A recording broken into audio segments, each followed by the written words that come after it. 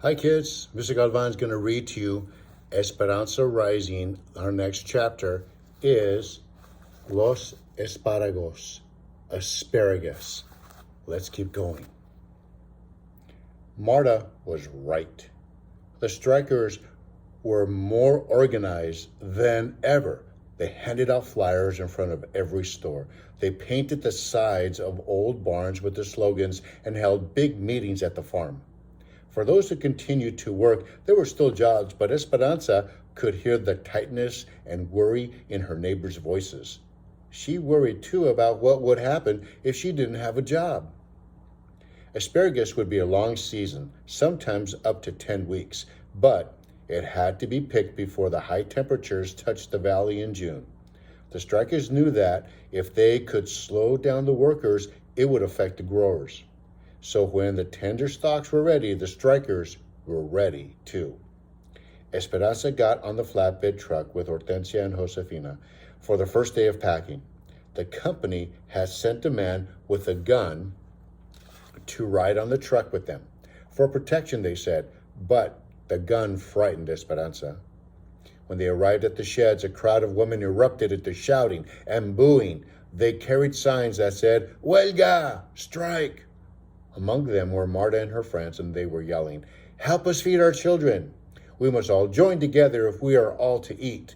Save your countrymen from starving." When Esperanza saw their menacing faces, she wanted to run back to the safety of the camp, do laundry, clean diapers, anything but this. She wanted to tell them that her mother was sick, that she had to pay the bills. She wanted to explain to them about Abuelita and how she had to find a way to get some money to her so she could travel. Then maybe they'd understand why she needed her job. She wanted to tell him that she did not want anyone's children to starve, but she knew it would not matter. The strikers only listened if you agreed with them. She reached for Hortensia's hand and pulled her close. Josefina marched toward the shed, looking straight ahead. Hortensia and Esperanza stayed close behind, never letting go of each other. One of the women from their camp called out, "We make less money packing asparagus than you do when you pick cotton. Leave us alone. Our children are hungry too." When the guard wasn't looking, one of the strikers picked up a rock and threw it at the woman, barely missing her head, and the workers all hurried toward the shed. The strikers stayed near the road, but Esperanza's heart was still beating wildly as she and the woman took their places to pack the asparagus. All day she sorted and bundled the delicate spears. She heard their chanting and their threats. That night at dinner, Alfonso and Juan told how they had the same problems in the fields. Strikers waited for them, and they had to cross picket lines to get to the work. Once in the fields, they were safe, protected by guards the company had sent. But the lug of asparagus that were sent back to the sheds had to be taken across the picket lines, and the strikers often slipped surprises beneath the harvest. The strike continued for days. One afternoon, as Josefina took a handful of asparagus from her crate, a large rat jumped out at her. A few days later, Esperanza heard a terrible scream from one of the women with several writhing gopher snakes slithered out of the crate. They found razor blades and shards of grass in the field bins, and the women, usually efficient and quick to unpack the asparagus, slowed down and were hesitant to grab the vegetables from their boxes. When several of them heard a rattling from beneath the pile of stalks, the supervisors took the entire crate out to the yard, dumped it, and found an angry rattlesnake inside. "It was a miracle that no one was bitten by the snake," said Hortensia that night at dinner. They were all gathered in one cabin eating caldo de albóndigas, meatball soup. "Did you see it?" asked Isabel. "Yes," said Esperanza. "We all saw it. It was frightening. But the supervisor cut its head off with a hoe." Isabel cringed. "Can't they do anything to the strikers?" asked Hortensia. "It's a free country," said Miguel.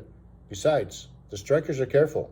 As long as they stay near the road and the guards don't actually see them do anything aggressive, then no, there's not much anyone can do. It's the same at the railroad. I pass the picket lines every day and listen to the yelling and the insults." "It's the yelling all day long that bothers me," said Hortensia. "Remember, do not respond to them," said Alfonso. "Things will get better." Papa, said Miguel, things will get worse. Have you seen the cars and trucks coming through the pass in the mountains? Every day more and more people. Some of them say they will pick cotton for 5 and 6 cents a pound and will pick produce for less. People cannot survive on such low wages. Where will it end? said Josefina. Everyone will starve if people work for less and less money. That is the striker's point, said Esperanza. No one said anything. Forks clicked on the plates. Pepe, who was sitting on Esperanza's lap, dropped the meatball on the floor. Are we going to starve? asked Isabel. No, mija, said Josefina. How could anyone starve here with so much food around us? Esperanza had grown so accustomed to the strikers chanting while she packed asparagus that the moment it stopped, she looked up from her work as if something was wrong. Hortensia, do you hear that? What? The silence. There's no more yelling. The other women on the line looked at each other. They couldn't see the street from where they stood, so they moved to the other end of the shed, cautiously looking out to where the strikers usually stood. In the distance, a caravan of gray buses and police car headed fast toward the shed, dust flying in the wakes. Immigration, said Josefina. It's a sweep. The picket signs lay on the ground, discarded, and like a mass of marbles that had already been hit, the strikers scattered into the fields and toward the boxcars on the tracks, anywhere they could hide. The buses and cars screeched to a stop, and immigration officials and police carrying clubs jumped out and ran after them. The women in the packing shed huddled together, protected by the company's guard. What about us? Said Esperanza, her eyes riveted on the guards who caught the strikers and shoved them back toward the buses. They will surely come into the shed next, with so many Mexicans working here. Her fingers desperately clenched Hortensia's arm. I cannot leave, Mama. Hortensia heard the panic in her voice. No, Esperanza. They are not here for us. The growers need the workers. That is why the company guards us. Several immigration officials, accompanied by police, began searching the platform, turning over boxes and dumping out field bins. Hortensia was right. They ignored the workers in their stained aprons, their hands still holding the green asparagus. Finding no strikers on the dock, they jumped back down and hurried to where a crowd was being loaded onto the buses. Americana! Americana! Yelled one woman, and she began to unfold some papers. One of the officials took the papers from her hand and tore them into pieces. Get on the bus, he ordered them. What will they do with them? asked Esperanza. They will take them to Los Angeles and put them on the train to El Paso, Texas, and then to Mexico, said Josefina. But some of them are citizens, said Esperanza. It doesn't matter. They're causing problems for the government. They are talking about forming a farm workers union, and the government and growers don't like that. What about their families? How will they know? Word gets out. It is sad. They leave the buses parked at the station until late at night with those they captured on board. Families don't want to be separated from the loved ones and usually go with them. That is the idea. They call it voluntary deportation, but it is not much of a choice.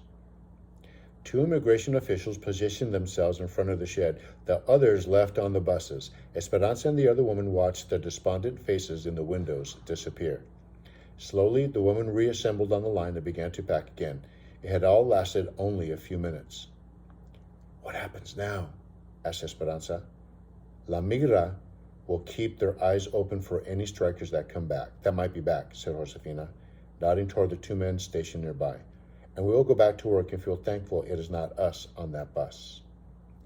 Esperanza took a deep breath and went back to her spot. She was relieved, but still imagined the anguish of the strikers. Troubled thoughts stayed in her mind. Something seemed very wrong about sending people away from their own free country because they had spoken their minds. She noticed she needed more bands to wrap around the asparagus bundles and walked to the back of the dock to get them. Within a maze of tall crates, she searched for the thick rubber bands. Some of the boxes had been tossed over by the immigration officials, and as she bent down to set one straight, she sucked in her breath, startled by what was in front of her. Marta was huddled in a corner, holding her fingers to her lips, her eyes begging for help. She whispered, "Please, Esperanza,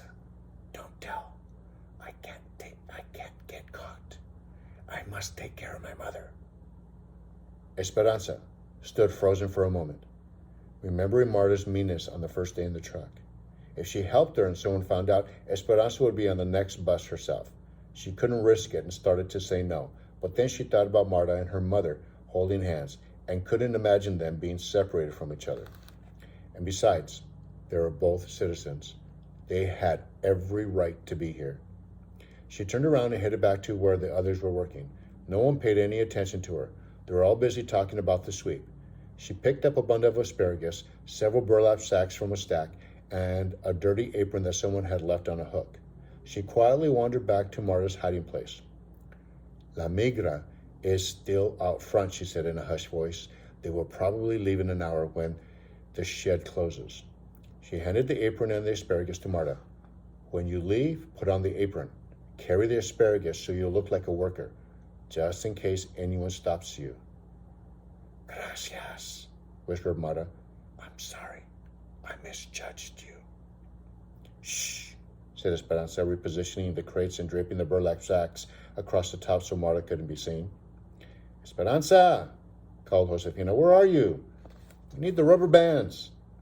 Esperanza stuck her head around the corner and saw Josefina with her hands on her hips, waiting. Coming, she called. She grabbed a bundle of bands and went back to work as if nothing had happened. And that's the end of part A.